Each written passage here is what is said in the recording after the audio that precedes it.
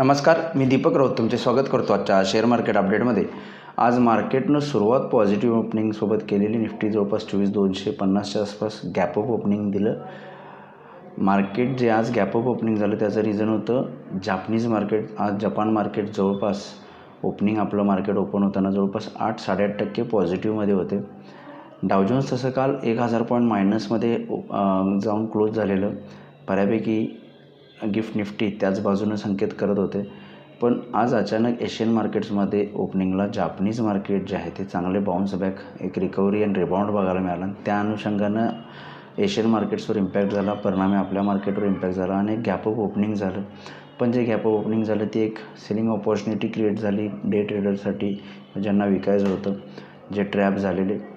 त्यामुळं मार्केट जे आहे ते गॅपअप ओपनिंग नंतरनं खाली आले आणि क्लोजिंगला सर ते शेवटी संपूर्ण जी वाढ होती 300 पॉईंटची निफ्टीमध्ये ती गमावली. बँक निफ्टीमधून सुद्धा त्याची जी काय वाढ होती, बढ़त होती ती गमावली. सेन्सेक्सनं 800-900 पॉईंटची बढ़त गमावली आणि तिन्ही इंडेक्स जे आहेत ते मायनसमध्ये जाऊन बंद झाले.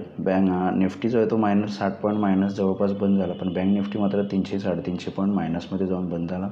आजचा हा गॅपअप ओपनिंग जो आहे तो ट्रेडर्सने एक सेलिंग ऑपॉर्च्युनिटी म्हणून यूज केलं, कारण मार्केटचं सेंटिमेंट अजूनही खराब आहे आणि मेन त्याचा पॉईंट आहे तो फॉलचा जापानीज मार्केट आहे. त्यामुळे जर जापान मार्केट्सवरच्या आणि ग्लोबल मार्केट्सच्या अनुषंगानं आपल्या मार्केटची फर्दर वाटचाल राहणार आहे. काल ज्या पद्धतीनं मार्केट पडलं त्यावेळी FISने जवळपास 10,000 करोडचं सेलिंग काल केलं, पण DISने त्याच्या बाजूला 9,100 करोडची खरेदी केलेली. त्यामुळे बऱ्यापैकी तुम्ही बघितला गॅपअप डाऊन ओपनिंग नंतरनं मार्केट त्याच आजूबाजूला ट्रेड करत राहिलं. सकाळची डिक्लायनिंग जी आहे ती अब्झॉर्व झाली DISच्या खरेदीमुळं आणि मार्केट थोडं क्लोजिंगला रिकव्हरी देऊन काल बंद झालेलं. पण आज जे या पद्धतीनं गॅपअप ओपनिंगवरून खाली आलं आहे त्यामुळे थोडं मार्केटमध्ये कॉशियस राहण्याचं मला वाटतं संकेत आहेत आणि काळजीचं कारण आहे. थोडं फर्दर लोअर लेवल्स कदाचित दिसू शकतात जर ग्लोबल मार्केट्समध्ये आणखी पुन्हा काही खराब न्यूज आली किंवा जर उद्या जे आहे जापनीज मार्केट जर फर्दर परत पुन्हा खाली आले तर थोडंसं मला वाटतं आपण परत खाली जाऊ शकतो. त्यामुळे 2 ते 3 दिवस मला वाटतं किंवा हा वीक एंटायर थोडंसं ग्लोबल मार्केटच्या न्यूजनुसार आपल्या मार्केटची रिॲक्शन अप अँड डाऊन स्विंग्सनुसार किंवा गॅप डाऊन ओपनिंग राहू शकतं. त्यामुळे थोडंसं कॉशियस राहणं गरजेचं आहे. आजही FISने विक्री केलेली आहे. 3,500 करोडची विक्री आज FISने केलेली आहे आणि DISने त्याच लेवलला जवळपास 3,300 करोडची खरेदी केलेली आहे. त्यामुळे ज्या पद्धतीने FISने बाईंग केले त्याच पद्धतीने DISने सेलिंग केलेलं आपल्याला बघायला मिळत आहे. मार्केटचं ओपनिंग आणि बिहेवियर ग्लोबल मार्केट्समध्ये ज्या पद्धतीने न्यूज आहे, US इकॉनॉमीमध्ये न्यूज आहेत, जापनीज इकॉनॉमीमध्ये न्यूज आहेत, इस्रायल हमास वॉरवर न्यूज आहेत, त्या अनुषंगानंच ओपनिंग राहील.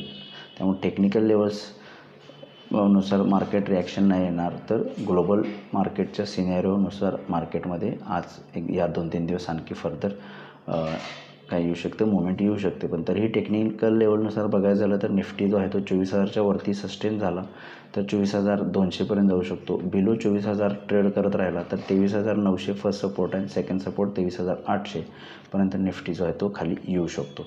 Bank Nifty similarly week close दिला 50,000च्या खाली आहे. त्यामुळे जर 50,000च्या खाली मेंटेन राहिला तर 49,700 ब्रेक केला जो आजचा क्लोजिंग पॉईंट आहे तर त्याच्या खाली गेला तर 49,500पर्यंत बँक निफ्टी जाऊ शकतो.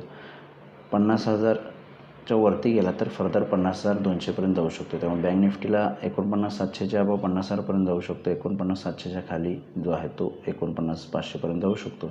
या लेवल्सनुसार तुम्ही निफ्टी बँक निफ्टीमध्ये ट्रेड करू शकता. आज NSEमध्ये 812 शेअर्स वाढले, त्या बाजूला 1,550 शेअर्स पडलेत. निफ्टीमध्ये 19 शेअर्स वाढले, त्या बाजूला 31 शेअर्स पडलेत.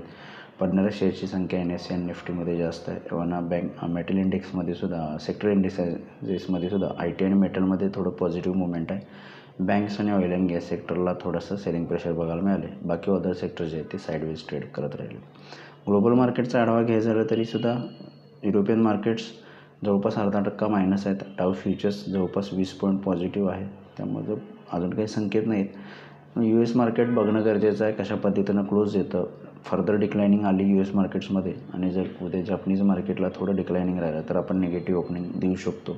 अदरवाईज जर दोन्ही मार्केट्स थोडेसे रिकव्हरी किंवा फ्लॅट बंद झाले तर अनुषंगानं आपण त्या फ्लॅट किंवा पॉझिटिव्ह ओपनिंग देऊ शकतो. तर मार्केटचं ओपनिंग ग्लोबल मार्केटच्या सिनेरिओनुसार राहील.